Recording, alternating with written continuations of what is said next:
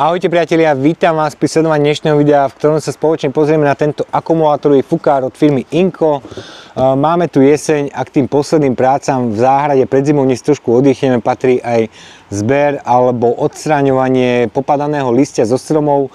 My máme v záhrade tých stromov strašne veľa, takže máme aj strašne veľa listia. Tak si myslím, že je na čom tento fukár odskúšať. Tak poďme si pozrieť obsah balenia, čo to si o tom fukári povieme a môžeme sa rovno pustiť do testovania.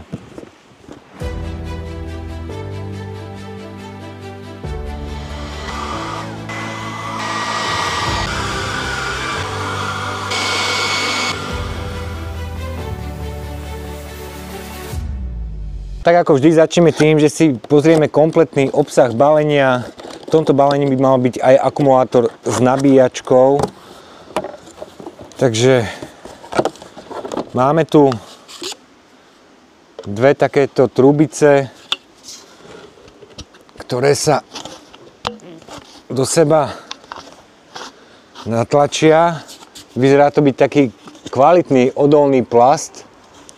Nie je to nič také mäkké, ako som doposiaľ bol zvyknutý. Ďalej tu máme užívateľské manuály, pričom jeden manuál je určený priamo k fukáru, rovnako aj tento menší. A ďalší užívateľský manuál je určený k batérii. Takže ako som spomínal, máme tu nabíjačku a 2 Ah akumulátor. A to posledné, čo tu máme, je samotný fukár. Môžeme si to hneď aj poskladať a je to hotové, takže stačí založiť baterku. Sa mi páči, že tieto batérie majú tieto ochranné kryty. Takže založíme batériu.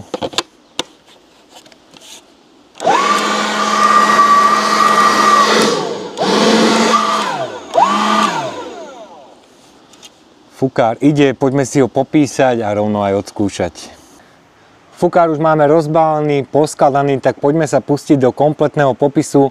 Ja by som začal hneď rukoveťou, ktorá je celoplastová, nie sú tam žiadne pogumené časti pre lepšie uchytenie, ale zase na druhej strane tá hmotnosť je veľmi príjemná, aj s batériou môže byť tá hmotnosť maximálne do 2 kg. Čo sa týka tlačidiel, tak máme tu iba jedno tlačidlo spustenia. Nemáme tu žiadne poistné tlačidlo, rovnako tu nemáme žiadnu reguláciu otáčok toho motora, takže rukoveď, tlačidlo máme za sebou. Poďme si pozrieť tieto dva otvory, ktoré slúžia na popruhy, ktoré bohužiaľ neviem prečo v balení neboli, takže ak máte doma popruhy, viete si ich upevniť v tejto prednej časti a v tejto zadnej časti. Ak budete dlhšie pracovať s tým fukárom, aby vám nebol ťažký, ale ako som spomínal, tá hmotnosť je celkom príjemná. V zadnej časti máme miesto pre akumulátor. Mám tam 2 Ah akumulátor, to zasúvanie je v pohode, ide to veľmi jednoducho. V zadnej časti máme nasávací otvor a keď sa lepšie pozriete, tak môžete tam vidieť turbínu, ktorou sa nasáva vzduch a cez tú trubicu nám vzduch ide von. Tento fukár dokáže vyvinúť rýchlosť toho vzduchu 115 km za hodinu. Čo sa týka prietoku vzduchu, tak tam výrobca udáva 8,5 m3 za minútu, čo je si myslím, že celkom slušné. V spodnej časti má ten fukár také vyvýšené body pre lepšie položenie, čiže keď si to položíte na betón, tak je to pekne stabilné, stojí to. Mohli by tie nôžky tiež pogumované, ale gumu tu nikde na tomto celom fukári nehľadajte, čiže všetko je z plastu. Potom máme tu tieto trubice. Ako som zasunul túto trubicu, jednu, lebo sa skladá z 2 kusov, tak už sa mi nedá rozobrať, čiže máte tu takéto krúžky, jeden, druhý, ktoré keď zatlačíte, malo by to ísť rozobrať, ale ako som to tam zasnul, tak už mi to rozobrať nejde. Ale čo sa týka tohto nasúvania, tak je to veľmi jednoduché. Čiže máte tam znázornené aj ikony odomknutia, uzamknutia. Čiže to ide veľmi jednoducho, takže s tým není žiadny problém. Tak je to fukár, neviem čo viacej by sme si o ňom mohli povedať, tie parametre sme si povedali. Čo sa týka ešte otáčok motora, tak tie otáčky sú 15 000 otáčok za minútu, čo je si myslím, že celkom dosť. A Myslím si, že môžeme to ísť vyskúšať, potom keď si nabijem batériu doplná, tak by sme si vyskúšali aj tú výdrž tej batérii, koľko ten fúkar dokáže pracovať na jednu 2 Ah baterku. Tak listie čaká, ako som spomínal, tých stromov máme strašne veľa, čiže ten fúkar dostane zabrať a ja sa už teším a som zvedavý, čo všetko dokáže. Tak poďme sa pustiť do otestovania.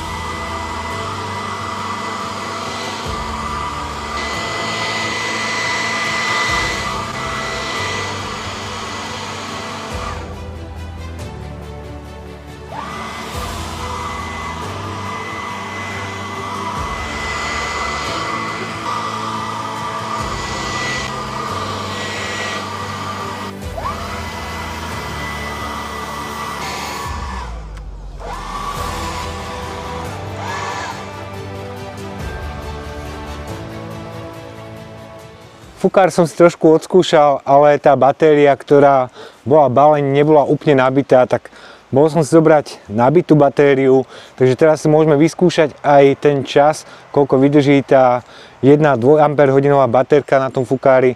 Tak to som zvedavý, takže idem pokračovať vo fúkaní a uvidíme, koľko vydrží.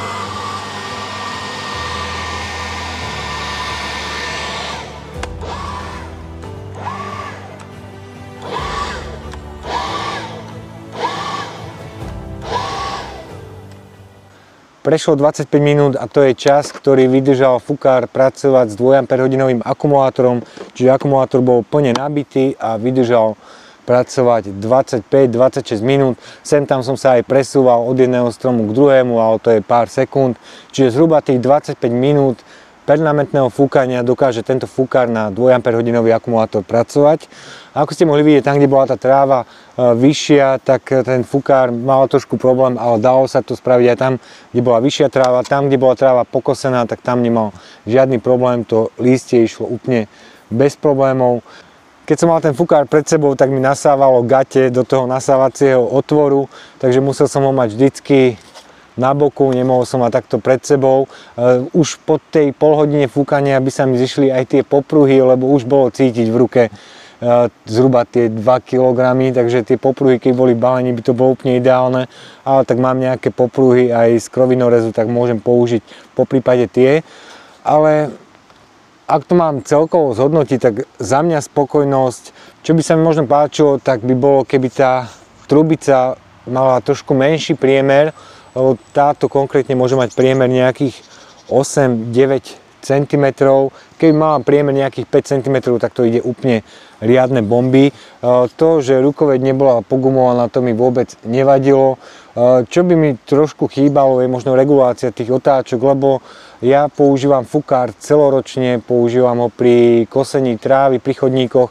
keď sa vám pri tom kosení dostane tráva na chodník, tak stade tú trávu bez problému viete odfúknuť. Ďalej fúkár používam na rozkurovanie grilu, ale keďže tento nemá reguláciu otáčok, tak tam sa mi to nebude dať použiť, lebo ako som spomínal, keď zatlačíte, fúkár ide hneď plné bomby. Čo by som ešte chcel spomenúť, tak pri výmene akumulátora, keď bol ten akumulátor nabitý, tak ten výkon bol o mnoho silnejší a čo sa mi páčilo, že ten výkon bol taký stabilný po celý čas a znížil sa možno nejakých 5 minút alebo 3 minúty predtým, než sa úplne vybil. Takže tých 22-23 minút máte úplne plný výkon. To som si všimol aj pri uťahovačke Inko, že išla stále a ozaj, keď už ten akumulátor sa blížil k tomu bodu vybitia, tak vtedy trošku znížila ten výkon. Čiže to sa mi veľmi páči pri týchto strojoch. A čo by sme si ešte povedali? No, myslím, že to je asi všetko. Ja dúfam, že sa vám dnešné video páčilo. Ak sa vám páčilo, budem rád, keď dáte samozrejme like na toto video. A my sa vidíme na budúce. Ďalšie informácie nájdete v popise tohto videa. Tak máme tu jeseň, hurá do záhrady a určite tento fúkár vám bude dobrým pomocníkom. Ahojte.